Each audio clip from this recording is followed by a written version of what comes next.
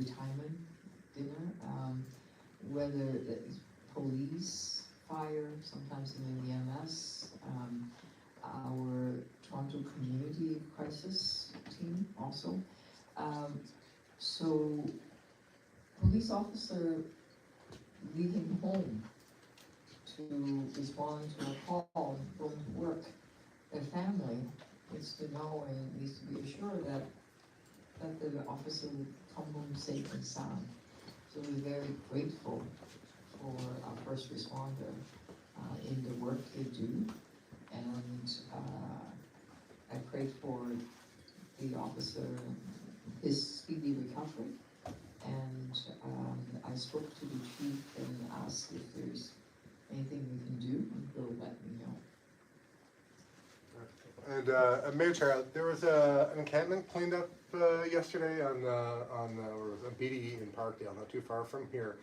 We understand the Premier called you regarding this encampment to have it cleaned up. We're just wondering, can you tell us what happened with the Premier and what he asked of this encampment? So this is a parquet that is on near here, I believe, and there are quite a lot of tents and people living in this parquet. I think that's what you're talking about, right? Correct. And it's right by a playground, and it is difficult for children to go into the playground if there are a lot of folks that are, surrounding the area. The City of Toronto, our staff is called From Street to Homes. We go out and talk to the folks that are in camps and look at ways to bring them indoor, especially when the weather turned cooler. It's important to get them into shelters. One of our problems is that our shelter now have 12,000 people in it, and every space is full. And I said to the Premier that what we need is something called Canada Ontario Housing Benefits, because housing benefits is a rent supplement. It allows people to actually find a home, not just shelter, so we can begin to provide a bit of subsidy so that more people can move out of shelter into homes, permanent homes.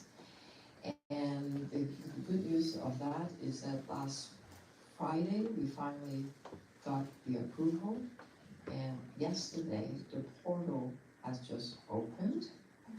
Yes, I see people are nodding. Yes, our staff is nodding, which means that we can begin to bring some of the folks that are in shelter into homes, and that we are now able to bring some of the folks that are in tents, homeless, into shelters. So hopefully the situation will be resolved soon. At the end of the day, this is the solution. Dunn House can be a home to some of those people that have most complex needs. Just putting them into a shelter doesn't completely work, because the shelter doesn't, we don't have doctors there. We don't have mental health support. We don't have drug treatment program. If they are, if they have all those needs, there's no sense of community either. If they have all these needs, they need a home like Dunn House. So thank you for asking that question, because I think I'll say to the Premier, come and be inspired about this homes for 51 people, and let's build a lot more. Thank you for your attention.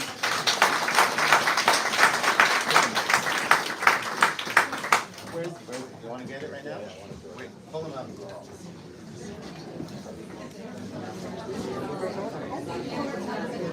I'm trying to get around the trees.